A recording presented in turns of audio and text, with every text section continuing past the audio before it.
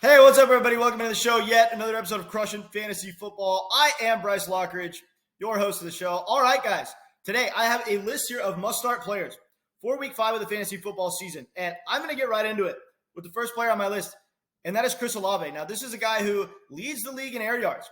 577 air yards for Chris Olave on the young season. This is very impressive. Jameis Winston obviously has the green light to chuck the ball down the field to Chris Olave as far as he can and do it often. He had 13 targets in week 2, 13 targets in week 3. The fact that he's getting targeted so much and getting targeted downfield is a very good sign. Obviously, Andy Dalton played for the team this last week, but Chris Olave was still very good. He got, in the end zone for the first time in his NFL career. This was, a very good thing to watch. I love the fact that he could be good with either quarterback playing. If Andy Dalton plays this week, he is an absolute must start. But if Jameis Winston plays this week, he has the upside to finish as the wide receiver 1 on the week. He has the upside to finish as the wide receiver 1 on the week if Jameis Winston plays, because they're playing against a Seattle defense that is absolutely helpless against the pass. We saw this last game how the Lions, even without all their starting wide receiving weapons, were absolutely just able to torch the Seattle defense. The Seattle defense is helpless against the pass.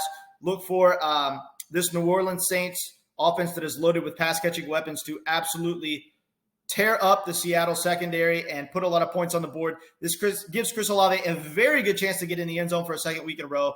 And he has the outside shot to finish as the wide receiver 1 on the week if Jameis Winston does play. But regardless of which quarterback plays, considering how good Chris Olave has been and the terrible defense he's playing against, he's an absolute lock. He needs to be in your lineup. Do not have this guy on your bench. This guy's an absolute must start for week 5. All right.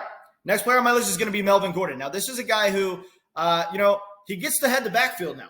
This is fantastic. This guy is going to see an 80+% opportunity share in this Broncos backfield now that Javonte Williams is down. Now, he is probably going to be on a little bit of a short leash because, he does lead the league in fumbles at the running back position. He's going to need to hold on to the football if he wants to keep his job. But it's a professional running back. I think that Melvin Gordon will still hold on to the football from here on out. The fumbles, it's been a little bit fluky so far for the Broncos altogether. The offense has been extremely inefficient. When the offense is inefficient, it starts to cause all kinds of problems for the skill players. You start to see receivers dropping passes, running backs fumble the ball. I don't think this trend is going to continue. As Russell Wilson gets integrated into the offense and learns the new system, I think the offense will still be very efficient. I still think this is going to be a top 8 offense in the NFL overall as a whole. So look for Melvin Gordon to start fumbling the ball less, and look for the yards per carry efficiency to increase. He's only had 3.8 yards a carry on the young season, but this is going to go up significantly as the offense gets better.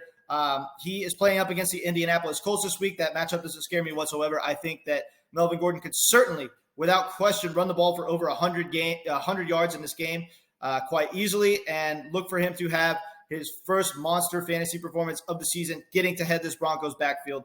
I love Melvin Gordon this week, and I love him going forward. Next player on my list is going to be Ramondre Stevenson. Now, this is a guy who's been incredibly impressive as a running back since coming into the league. This is a guy who leads the league in evaded tackles, 39 evaded tackles on the young season. So despite the fact that he's splitting a backfield and gets way less carries than some of the workhorses, he leads the league in evaded tackles. He has a 72.2% juke rate. This is first in the NFL.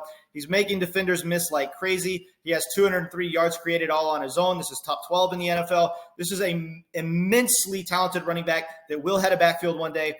This week, he gets to play up against the Detroit Lions team, who also has a really terrible defense. They can't stop the run whatsoever. Look for Ramondre Stevenson to have by far his best fantasy performance of the entire season so far going into this game. I have very good reason to believe that he will have over 100 rushing yards in this game. Look for him to have the potential to have over 50 receiving yards as well, and potentially more if he's able to bust a big play. He's going to see a healthy target share out of the backfield because this team can't defend the pass whatsoever, so he will be used a lot in the pass-catching game as well. Look for him to be one of the best running backs on the week. He's a must-start. Next player on my list is going to be Breece Hall, guys. Breece Hall's been very efficient. He's averaging 4.7 yards a carry. He's seen 28 targets. This is second in the NFL among running backs.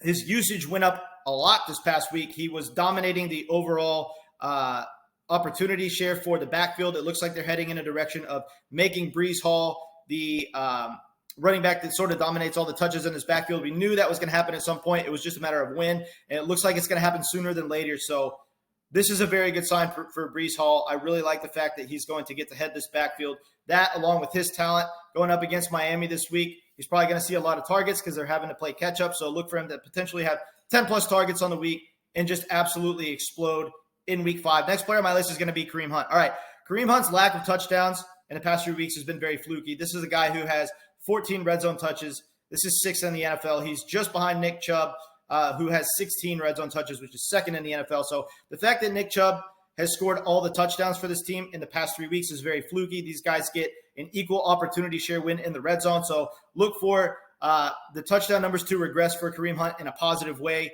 in the coming weeks. The fact that he hasn't scored touchdowns in the last 3 weeks, we know that these things kind of tend to even themselves out over time. A massive touchdown explosion is coming for Kareem Hunt. Look for him to get in the end zone like crazy in the next couple of weeks.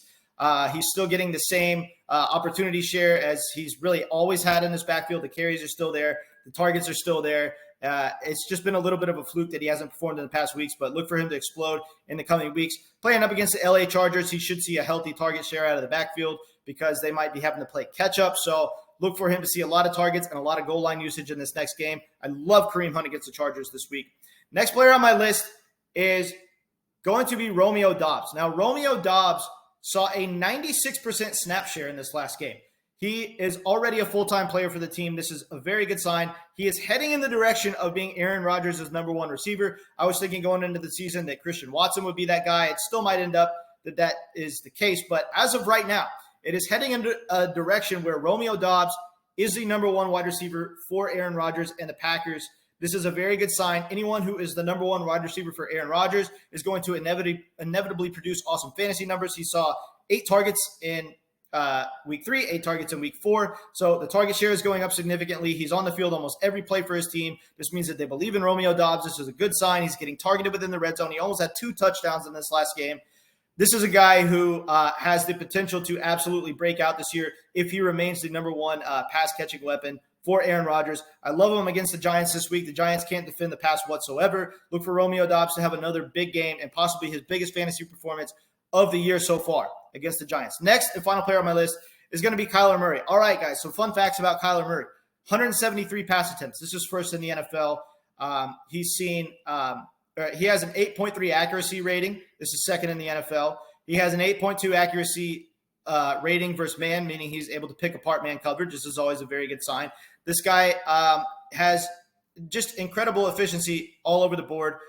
He's run the ball 4 times in the red zone. This is top 8 in the NFL. He has 2 rushing touchdowns already. So, he's getting in the end zone on his feet, which is one of the biggest difference-making factors that you could have in a quarterback in fantasy. So we know that Kyler Murray is very, very good. The fact that he hasn't just absolutely gone off in every single game this week is a little bit of a fluke. This is a guy who has the potential to finish as a top 3 quarterback. I love him this week against Philadelphia. Don't let the fact that he has a tough matchup stop you from starting Kyler Murray. Kyler Murray is way too dynamic of a weapon to ever have on your bench. He's essentially matchup proof. I know that, he had a few bust weeks to start the season, but this is never going to be a guy you have on your bench, even against a tough Eagles defense. The rushing upside plus the incredible amount of overall passes and the awesome passing efficiency means that you absolutely have to have Kyler Murray in your starting lineup. No matter who you have on your bench, don't play him over Kyler Murray. Kyler Murray is the start this week. Against an Eagles defense, it's going to be tough, but he's still an awesome player you can't ever have on your bench. All right, guys, those are my must-starts for the week. I appreciate you tuning into the video, and I will catch you later.